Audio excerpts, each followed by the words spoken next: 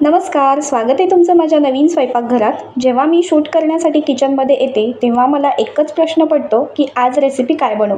तसंही माझ्याकडे अपलोड करायला एकही व्हिडिओ नव्हता. आज म्हटलं जे मी आमच्यासाठी साधा रोजचा स्वयंपाक बनवते तोच तुमच्यासोबत शेअर करते. तसं आज रोजच्या स्वयंपाकापेक्षा थोडा खास बेत करणार आहे.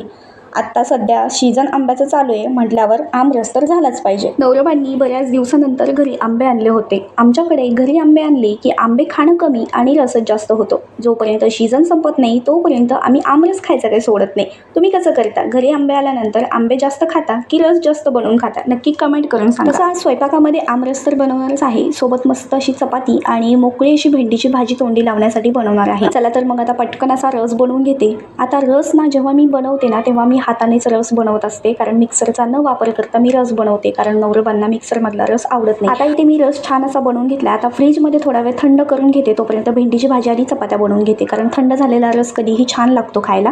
तर पहा, आता इथे भेंडीची भाजी बनवण्यासाठी थोडंसं तेल टाकलं. तेलामध्ये भेंडी आणि थोडंसं मीठ टाकून चांगली भेंडी 5 ते 10 मिनिटं वाफवून घ्यायची.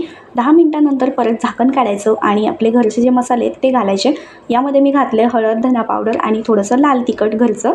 त्यानंतर चवीपुरतं मीठ आपण अगोदरच टाकलं होतं, त्यामुळे इथे मी आता मिठाचा वापर नाही करणार आहे. त्यानंतर भाजलेल्या शेंगदाण्याचं 2 चमचे कूट घातलेला आहे. शेंगदाणा कूट नसेल आवडत तर स्किपसुद्धा करू शकता. त्यानंतर मस्त अशी भेंडी आता मसाल्यांमध्ये हलवून घ्यायची. आणि बघा किती मस्त साधी सिंपल इथे आपली भेंडीची भाजी आमरससोबत तोंडी लावण्यासाठी तयार झालेली आहे.